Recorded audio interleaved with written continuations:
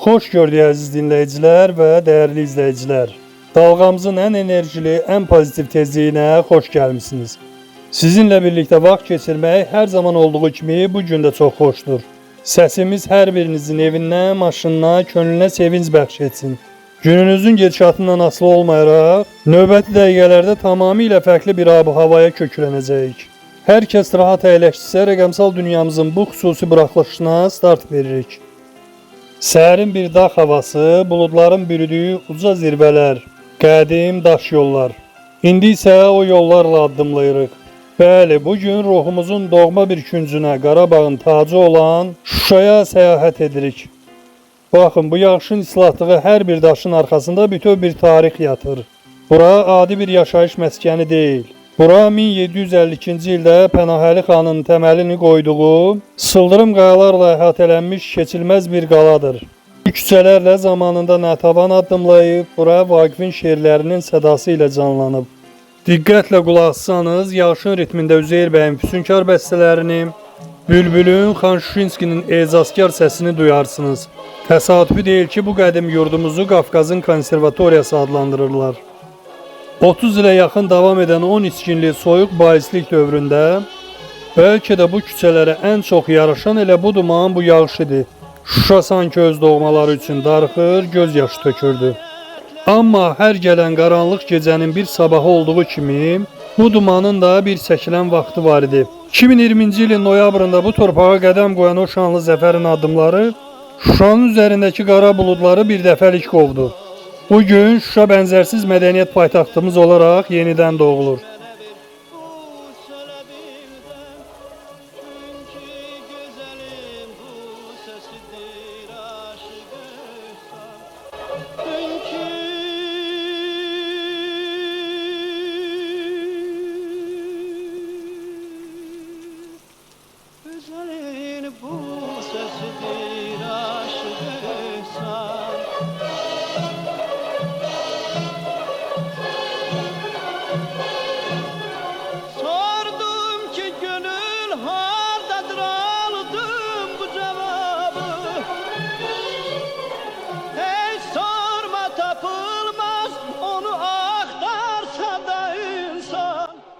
Baxın, artıq buludlar dağılır, günəşin parlaq şüaları yenidən canlanan məhəllələri, bərpa olunan abidələri bürüyür.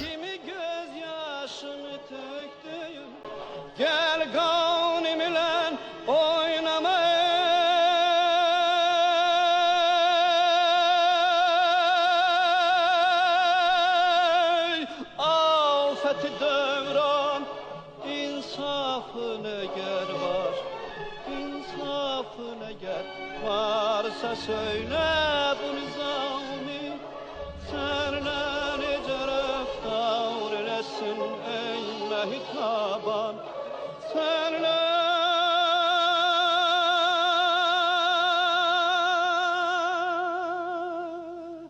nice rəftar eləsin sevgili canan.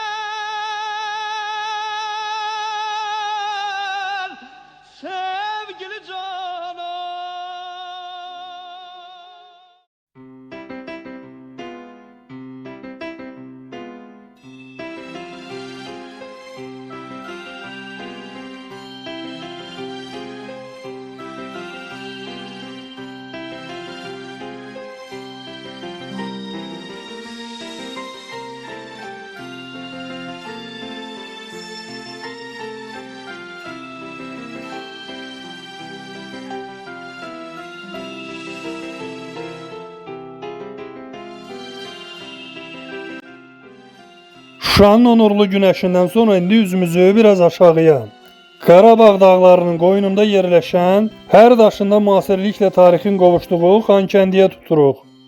Gəlin zamanın maşınına minək biraz geriyə, 18-ci əsrin sonlarına gedək. Bura Qarabağ xanlarının, xüsusilə İbrahim Xəlil xanın ailəsinin, yaxınlarının istirahəti üçün salınmış gözəl bir məkan idi. Adı da elə buradan götürülüb, Xanın kəndi. İlk vaxtlar bura xanlığın elitasının, sənətkarlarının toplaşdığı yay aylarının keçirdiyi füsunkar bir yaylaq, səs-küylü bir sənətkarlıq mərkəzi idi. Zaman keçdi, 19-cu əsrin əvvəllərində bura sadəcə bir istirahət güşəsi olmaqdan çıxdı. Rus imperiyasının süvari alaylarının bura yerləşməsi ilə şəhərin hərbi və strateji əhəmiyyəti artmağa başladı. Amma Xankəndin nəsil siması hər zaman bura bağlı olan yerli mədəniyyətin Qarabağın havası ilə nəfəs alırdı. Təəssüf ki, 20-ci əsrin əvvəllərində bu gözəl yurdumuz Sovet rəhbərliyi tərəfindən siyasi oyunların mərkəzinə çevrildi.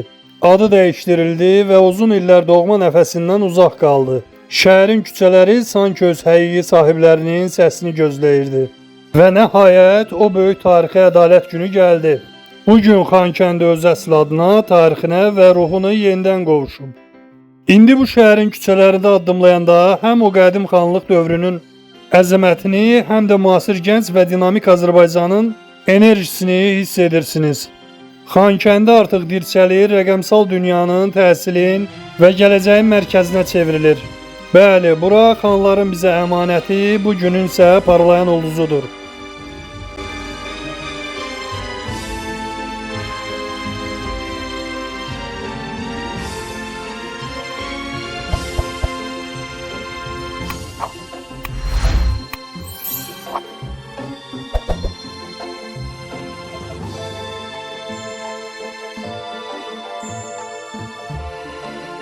Əziz dostlar, gəlin indi müasir dövrün səs-küyündən tamamilə uzaqlaşaq və üzümüzü sıldırım qayaların, uca zirvələrin, yaşıl meşələrin və gül çayların vətəni olan qədim sahibinə Laçına tutaq.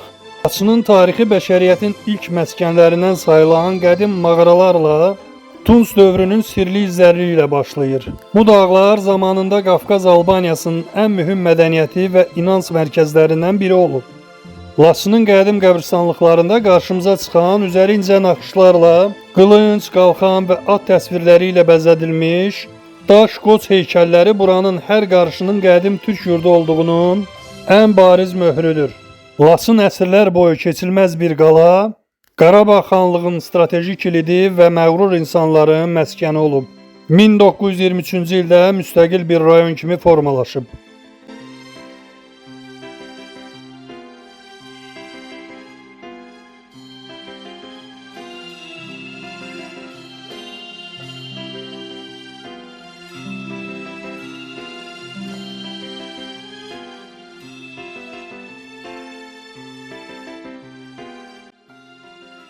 İndi isə Laçının ən köklü tarixi yaddaşını bağrında saxlayan gizli bir xəzinəsinə Şamkəndə boylanırıq.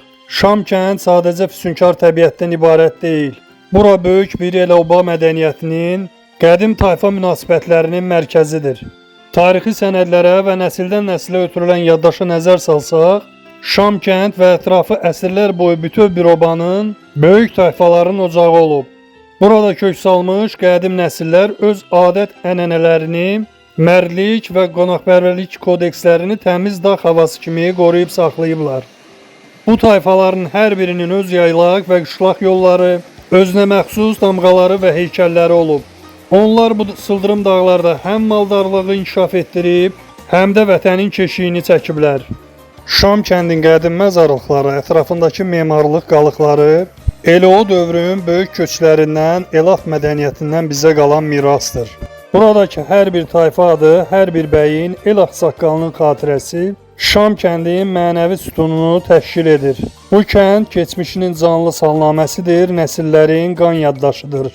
Şamkənd kəndinin tarix yaddaşında Sultan bəyin xüsusi bir izi var. Dəniz səviyyəsindən 2830 metr yüksəklikdə yerləşən məşhur Qırqız yaylaqlarına gedən yolda məhz Nağdalı ərazisində Sultan bəyin yay otağı evi yerləşirdi. Yaz yaylaq mövsümü başlayanda köçün istiqamətini, kəndin təhlükəsizliyini və elatın fəaliyyətini Sultan bəy məhz buradan idarə edirdi. 1921-ci ildə Sovetlər tərəfindən yandırılan həmən mülkün divar qalıqları sonraki dövrlərdə də yerli cəmaət tərəfindən hörmətlə Sultan bəyin yay otağı adlandırılıb. 20-ci əsrin əvvəllərində erməni daşnaq silahlıları bu dağlara göz dikəndə Xosrov bəyin siyasi zəkası və Sultan bəyin Nağdalı, Şamkənd, Kürtacı və ətraf kəndlərin igidlərindən topladığı silahsız amma cəsur yerli dəstələr Bu sıldırımları düşmənə məzar etdi. Şam kənd və ətrafı bu qardaşların arxalandığı ən möhkəm qala doğma el obası idi. Tarixi sənədlərə əsasən Qasım Şah sadəcə bir nəsil deyil, Qarabağ xanlığı dövründə Hacısamlı nahiyəsinə bağlı olan Zəngəzurun ən böyük və qədim tayfalarından biridir. Bu tayfanın əhalisi tarixdə tək bir mərkəzdə yaşamayıb. Onlar bütöv bir coğrafiyaya yayılaraq Qasım Şah obasını formalaşdırıblar. Bu obanın əsasını qoyan və bu gün də adını daşıyan kompakt kəndlər zənciri mövcuddur. Şam kənd, Nağdalı, Kürtacı, Çorman, Şəlvə, Ərikli və Piçəniz. Yəni Şam kənd Qasım Şah tayfasına əsrlər boyu binə bağladığı, Elat mədəniyyətini yaşatdığı və məşhur Qasım Şah xalçalarını ilmə-ilmə toxuduğu ən əsas strateji ocaqlarından biridir. Bu baxımdan Şam kənd elə Qasım Şahının özü deməkdir. Şam kəndin və ətraf obaların xanımları, anaları bu xalçaları toxuyarkən sadəcə ipləri yox, bütöv bir daxili dünyanı, dağların rəngini, elin, obanın fəlsəfəsini o ilmələrə köçürüblər. Qasım Şah xalçalarının mərkəzində yer alan o böyük əzəmətli göl, tayfanın birliyini, gücünü simvolizə edir.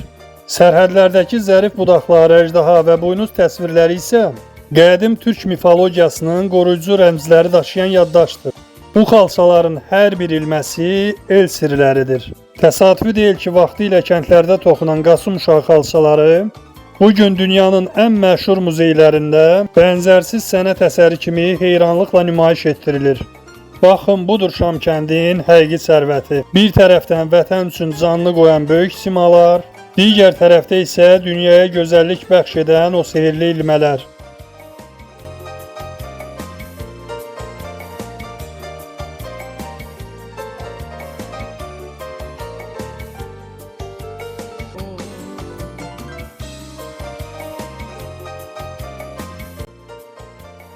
Əziz izləyicilər, gəlin bir qədər də ucalara, buludların toxunduğu o möhtəşəm zirvələrə köklənək. Ruhumuzu dincəltmək, təbiətin ən saf, ən toxunulmaz gözəlliyinə şahid olmaq üçün üst tuturuq Kəlbəzərə, dağların şahına, yaylaqların anasına. Günəş dağların arxasından boylananda bu yaşıl yamaclar canlanmağa başlayır. Kəlbəcərin o məşhur bol otlu min bir dərdin dərmanı olan çiçəkli yaylaqlara doğru bir hərəkətlilik var. Əsrlərdir dəyişməyən o qədim Elat ənənəsi, köç bərəkəti yenidən bu dağlara qayıdıb. Dağların sinəsi aramla sanki bəyaz bir bulud kimi süzülən qoyun sürüləri yaşıl otlaqlara yayılır. Təbiətin rəngi ilə bu sürülərin harmoniyası insana sonsuz bir huzur bəxş edir. Bir tərəfdə qoyun quzunun səsi dağların sükutunu pozur, digər tərəfdə isə bu torpaqların əsl gözəlliyi, azadlığın rəmzi olan atlar bəsirət pərdəsini bəzəyir. Bu yamaclarda başını dik tutub o billur bulaqlardan suyunu içən, dizə qədər qalxan yaşıl otların içində otlayan o məğrur heyvanlar dağların əzəmətinə xüsusi bir rəng qatır. Çobanın uzaqdan gələn tütək səsi təbiətin öz musiqisi ilə birləşir. Buradakı hər ot, hər çiçək bərəkətdir. Çünki bu dağların torpağı da, suyu da başqadır. 30 illik o həsrət səssizlikdən sonra Kəlbəzər dağları yenidən öz doğma nəfəsinə qovuşub. Sürülərin ayaq səsləri, atların keşnəməsi bu torpaqların yenidən canlandığının, mənəvi sahiblərinə qucaq açdığının ən gözəl sübutudur. Bugün bu bol otlu yaylaqlarda bərəkət var, huzur var, həyat var.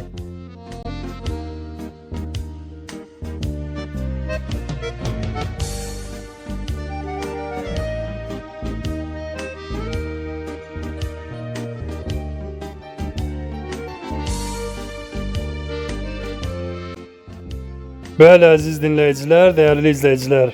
Bugün Qarabağın və Şərqi Zəngəzurun füsunkar, sirli və qədim cığırları ilə unudulmaz bir səyahət etdik. Şuşanın yağışlı küçələrindən süzülən tarixdən başladıq. O dumanın dağılıb şəhərin nura qərq olduğunu günəşli sabah şahidlik etdik. Xankəndinin xanlıq dövründən bu gününə uzanan o şanlı keçmişinə boylandıq. Laçının sıldırım qayalarında dayanıb Şam kəndin qədim el-oba yaddaşının, Qasım Şah tayfasının dünyaya bəxş etdiyi o nadir sənət incilərini, Sultan bəy və Xosrov bəy kimi əyilməz simaların ayaq izlərini xatırladıq. Və nəhayət Kəlbəcərin o uca yaşıl dağlarında, bərəkətli yaylaqlarında azadca otlayan atların, ağ bulud kimi süzülən sürülərin huzuruna sığındıq.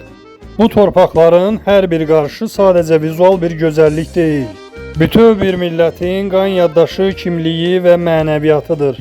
30 illik nisgildən sonra bu dağlarda əks-səda verən hər bir səs, istər bir çobanın tütəyi olsun, istər daş yollara düşən yağış damcısı, istərsə də uşaq gülüşü, bu yurdun yenidən və əbədi olaraq doğulduğunun müjdəsidir.